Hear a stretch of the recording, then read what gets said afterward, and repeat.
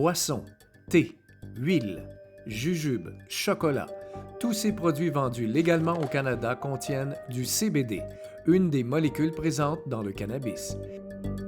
Et le CBD a bonne presse, on lui accorde des vertus relaxantes.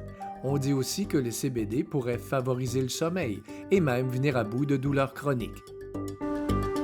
Mais est-ce trop beau pour être vrai? Direction Saint-Cyril de Wendover, à la feuille verte spécialisée dans la production de CBD.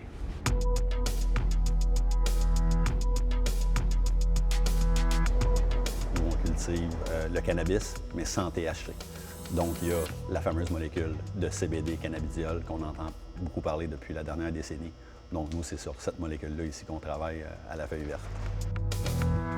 On visite les immenses installations avec Danny Lefebvre, fondateur de l'entreprise. Matière brute peut servir là, à fabriquer des milliers de différents produits. Étant donné que les gens qui consomment le CBD le consomment pour des fins de bien-être, et souvent avec des fins thérapeutiques, pour aider à l'anxiété. Parfois, on entend parler pour aider au sommeil. À la feuille verte, on cultive plusieurs variétés de cannabis qui produisent peu ou pas de THC, la molécule basante, mais beaucoup de CBD, celle dite relaxante. Comme entrepreneur, il a confiance aux différentes recherches qui se font actuellement sur le potentiel thérapeutique du CBD. On a 3 produits présentement en vente, dont les fameuses capsules. Donc, nos capsules comportent 25 mg de CBD par unité. Okay. Puis également, on a un produit qu'on va appeler ça le CBD activé. Donc, c'est un CBD séché et mis en pot. Et les gens peuvent venir ajouter ça à leur salade, à leur smoothie et faire en sorte de venir ajouter vraiment les bienfaits du CBD à travers leur nourriture et leur régime. Au Québec, il n'y a qu'à la SQDC qu'on puisse acheter les produits dits récréatifs avec CBD. Alors, résultat des courses, le thé à la menthe, de l'huile, multiples boissons gazeuses, de la poudre et d'autres boissons gazeuses. Je suis allé à SQDC. Le docteur Didier Jutras-Assouad est chercheur au CHUM. Il a aussi collaboré avec le ministère de la Santé pour établir le plan de formation des conseillers de la SQDC. Est-ce qu'il y a certains secteurs dans la pratique médicale, par exemple, on sait que ça a des effets? Ou... Les conditions pour lesquelles on a le plus de données, je dirais actuellement, c'est beaucoup l'épilepsie. Et tout ça, encore, il faut le garder en tête, dans des conditions où le cannabidiol est administré à des dosages extrêmement élevés, beaucoup plus élevés que finalement ce qui se retrouve notamment sur le marché légal actuel non thérapeutique. C'est ça. Dans les dosages disponibles actuellement à la SQDC, est-ce qu'on peut espérer quelque chose? Ou... Évidemment, si vous consommez des très petites doses de CBD, il est possible que vous n'ayez pas d'effet du tout. Une opinion partagée par le ministère de la Santé et des Services sociaux du Québec. Il n'est pas possible actuellement de déterminer avec certitude que le CBD présente des effets bénéfiques ou thérapeutiques lors de la consommation de produits de cannabis disponibles à la SQDC. Est-ce que ça veut dire qu'il n'y a pas d'effet? Non, pas du tout. Ce que ça veut dire, c'est qu'on n'a pas de données pour le soutenir. On se dirige maintenant à Magog, à la clinique Nature Médic, rencontrer la docteure Andrea Bosniaga. Ça, c'est qualité médicale. Ouais, okay. Oui, c'est sûr qu'il y a 5-6 ans, on aimait beaucoup le CBD. Hey, wow, c'est le médicament, le traitement magique. Il n'y a pas d'effet secondaire, ça marche pour tout. Donc, c'est ça que là, on a commencé à l'utiliser, j'appelle ça à toutes les sauces, qui est super, tu sais, parce que ça nous a permis, en fait, de faire des échecs pour pouvoir constater finalement que, le CBD ne fonctionne pas dans telle propriété.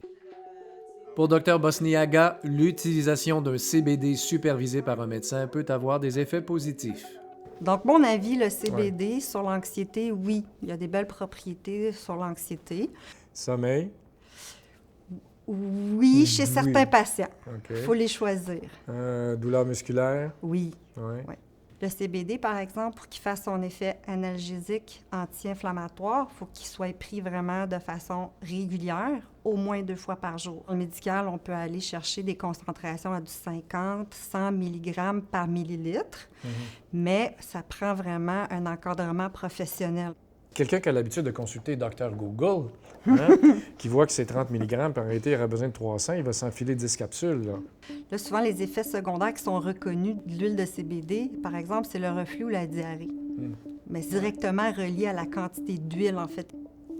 Le CBD dont vous parlez, là, est-ce qu'il est acheté à la SQDC? On ne devrait pas aller à la SQDC, mais vraiment aller vers un professionnel de la santé qui pourrait mieux nous guider dans nos choix. Puis aussi, il faut garder en tête que la SQDC, ce n'est pas des professionnels de la santé, c'est des vendeurs.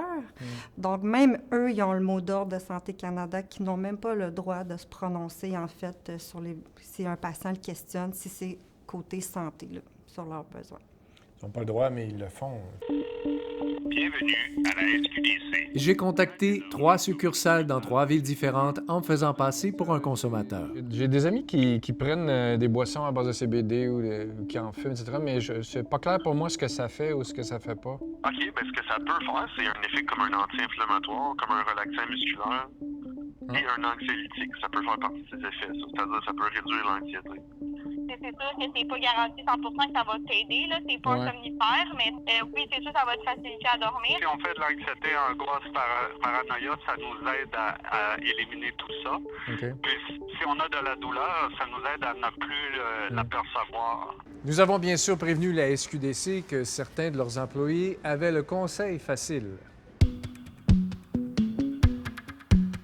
La SQDC se dit surprise et préoccupée par les réponses obtenues, mais se dit confiante que la majorité de leurs 1000 conseillers respectent l'approche conseil apprise dans leur formation. La SQDC a rappelé à ses employés de ne pas offrir d'avis de nature médicale et de référer les clients à leurs spécialistes de la santé. Parce que les produits à faible teneur en CBD ne représentent pas ou peu de danger, Santé Canada étudie la possibilité de retirer ces produits des boutiques autorisées comme la SQDC pour les mettre en vente libre. D'ailleurs, dans certains États américains, on peut en acheter dans des grandes chaînes comme les pharmacies Walgreens. You can buy CBD-based product in the States? Yeah. On the shelves? Yep. I mean, CBD in the U.S. it's regulated under the Farm Bill, right? It's not under. Whereas here in Canada, CBD is regulated under our Cannabis Act. Rishi Malkani a dirigé une étude sur la consommation de CBD au Canada. We found that study that folks were using CBD primarily as a sleep and relaxation aid, you know, to treat specific medical conditions or just to reduce stress and anxiety. Contrairement aux produits avec THC, ceux avec CBD attirent une clientèle plus âgée, même que le quart des utilisateurs sont des personnes retraitées. A little better educated demographic as well, more health focused, and tends to be slightly more towards the female consumer than male. Visiblement, le marché des produits au CBD est en plein essor et il y a beaucoup d'argent en jeu, un potentiel de 2 milliards de dollars juste au Canada. Alors, gardons la tête froide, car en plus de coûter cher pour beaucoup de produits, il ne s'agit peut-être que de la poudre aux yeux.